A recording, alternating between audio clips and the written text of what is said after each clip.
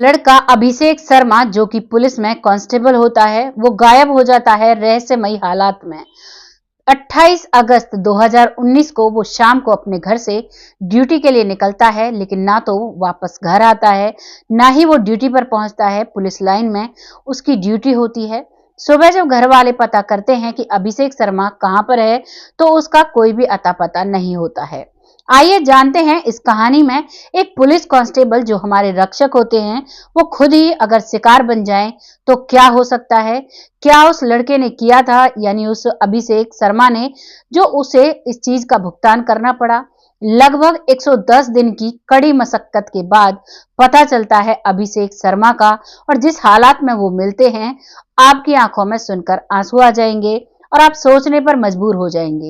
ये कहानी आपको जरूर एक ना एक सीख देकर जाएगी, आपको समझा कर जाएगी कि आपको अपने जीवन में किस तरीके से फैसले लेने चाहिए, किस तरीके से जीना चाहिए। नमस्कार, मैं महक चौधरी। आज की जो सच्ची घटना है, ये राजस्थान के बूंदी शहर से हमारे सामने निकल कर आई है। एक परिवार में एक लड़का जिसका नाम होता है अभिषेक शर्मा बूंदी, जो कि एक पुलिस में हेड कांस्टेबल है और वो अपनी ड्यूटी को बहुत अच्छे से करता है। घर में उसकी शादी हो चुकी है, उसकी पत्नी है और बहुत ही अच्छे से वो लोग जी रहे हैं। जीवन बहुत अच्छे से चल रहा है, कोई भी दिक्कत परेशानी नहीं है। धीरे धीरे वक्त निकला और एक दिन जो वो लड़का है अपनी ड्यूटी पर जाते हैं, जो हेड कांस्टेबल है, और शाम को अपने घर से कहकर निकलता है कि मैं ड्यूटी पर जा रहा हूं और पुलिस लाइन में मेरी ड्यूटी है। और वहीं पर वो जब जाता है तो सुबह तक वो उस ड्यूटी पर नहीं पहुंच पाता है। सुबह उसके पास कॉल आता है, घर वाले कॉल करते हैं कि अभी तक अभिषेक शर्मा नहीं आया है, क्योंकि शाम हो चुकी थी। ड्यूटी वाले जो ऑफिसर्स होते हैं वो कहते हैं कि अभिषेक शर्मा तो रात से ही ड्यूटी पर नहीं आया है। इस बात को सुनकर घर वाले हैरान और घबरा जाते हैं। इधर जो उसके दोस्त होते हैं पुलिस लाइन में, वो भी परेशान होते हैं कि एकदम अचानक से ये कहां गायब हो गया है, और अब उसकी जांच पड़ताल शुरू की जाती है। उसके घर वाले अपने बेटे के खिलाफ मिसिंग कंप्लेंट दर्ज कराते हैं और अब पुलिस भी हाई अलर्ट जारी कर देती है उस व्यक्ति को ढूंढने के लिए। उस व्यक्ति की फोन की जो लोकेशन देखी जाती है, तो वो जो लोकेशन होती है वो विजयगढ़ के किले में उसकी लास्ट लोकेशन होती है। पुलिस वहां पर पहुंचती है और वहां जाकर देखती है कि यहां से नजदीक कौन है। तो पता चलता है कि जो अभिषेक शर्मा की पत्नी दिव्या का घर उसी विजयगढ़ के किले से थोड़ी दूरी पर है। अब पुलिस उसके बारे में पता लगाती है तो घर वालों से ही पता लगता है कि दोनों के संबंध अच्छे नहीं चल रहे थे। दोनों का तलाक का केस कोर्ट में चल रहा था और काफी दिनों से दिव्या अपने पति अभिषेक के पास नहीं रहती थी। पुलिस को ये बात पता चलती है तो पुलिस इस केस में और भी पता लगाती है कि ये जो केस चल रहा है तलाक का, इसकी वजह क्या है। तभी वहां से उन्हें पता चलता है कि जो अभिषेक शर्मा है, उसका अफेयर उसकी साली से चल रहा था।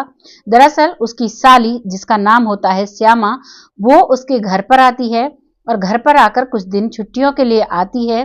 तो उसी दौरान वो अपने जीजा से प्यार करने लगती है और जीजा साली में जब प्रेम प्रसंग चलता है तो कुछ दिनों तक ये खेल चुपके चुपा के चलता है। लेकिन अब एक दिन दिव्या को सब कुछ पता चल जाता है। दिव्या अपने पति और अपने ममेरी बहन को आपत्तिजनक हालात में देख लेती है और वो उसी समय उस घर को छोड़ देती है और कहती है कि अब तुम इसी के साथ रहो, मुझे भी तुम्हारे साथ नहीं रहना है।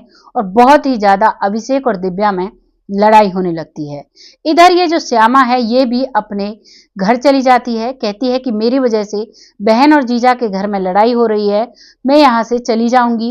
और इन्हीं बातों के बाद वो चली जाती है। लेकिन अभिषेक शर्मा और श्यामा के बीच में आज भी लगातार फोन पर बातें होती थी, आज भी वो अकेले में मिला करते थे। ये बातें पुलिस के सामने आती हैं। अब पुलिस श्यामा का पता लगाती है कि श्यामा का घर कहां पर है। तो श्यामा का घर भी विजयगढ़ के पास ही में था, जबकि दिव्या से भी पास ही में था। दिव्या से भी नजदीक पड़ता था विजयगढ़ के पास श्यामा का घर। अब पुलिस श्यामा को पकड़ती है और श्यामा से पूछताछ जारी करती है। श्यामा पहले कुछ नहीं बताती है, लेकिन पुलिस ने श्यामा के कॉल रिकॉर्ड्स निकाल रखे थे।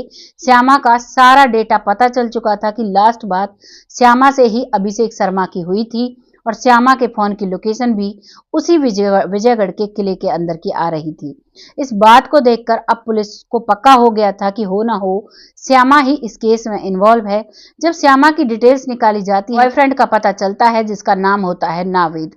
उस समय उसकी लोकेशन भी उसी विजयगढ़ के महल में बोलती है और इस बात को सुनकर अब पुलिस बिल्कुल प्रॉपर प्रूफ उनके पास होता है और अब श्यामा से जब कड़ी पूछताछ करते हैं तो श्यामा के बॉयफ्रेंड को भी पकड़ लिया जाता है और दोनों बैठकर बताते हैं कि हाँ, हमने ही इस घटना को अंजाम दिया है।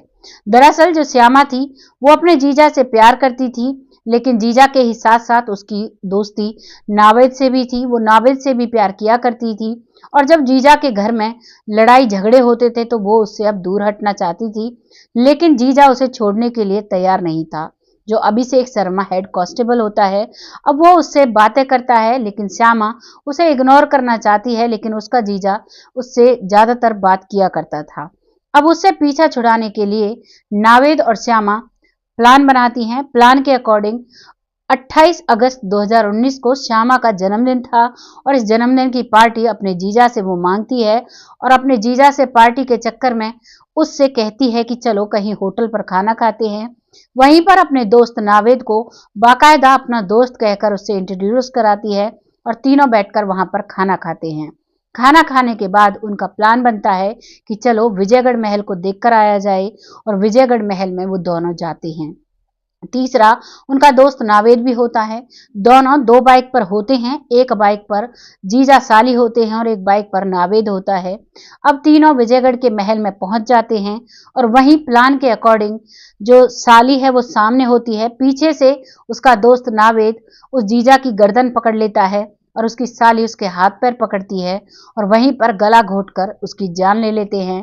दोनों मिलकर अब एक गड्ढा खोदते हैं और उसी गड्ढे में उसके सारे कपड़े उतारकर बिना कपड़ों के उसी में उसे दबा देते हैं।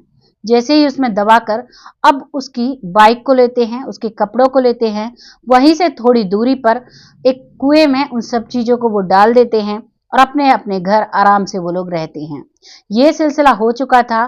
करीबन 110 दिन तक पुलिस इस केस में मशक्कत करती है, सभी जगह जांच पड़ताल करती है और अपनी तरफ से पूरी कोशिश लगाती है, तब जाकर ये श्यामा पकड़ में आती है और उन सारे सबूतों को पुलिस वहीं से बरामद करती है। बरामद करने के बाद कोर्ट में पेश करती है। कोर्ट में इनको पकड़कर जेल में डाल दिया जाता है और अब ये लोग जमानत पर दोनों बाहर आ जाते हैं। लगभग 5 साल तक ये केस चलता है, लेकिन उसके बाद श्यामा को उम्र कैद की सजा हो जाती है और जो उसका बॉयफ्रेंड था नावेद, उसका केस अभी चला हुआ है, उसका अभी कोई फैसला नहीं आया। इस केस का जो भी फैसला आएगा वो तो सरकार तय करेगी, लेकिन क्या ऐसे लोगों को समाज में रहने का अधिकार है? क्या श्यामा जैसी लड़कियां जिसने एक बसे बसाए परिवार को बिगाड़ा और अंत में उस व्यक्ति की जान भी ले ली?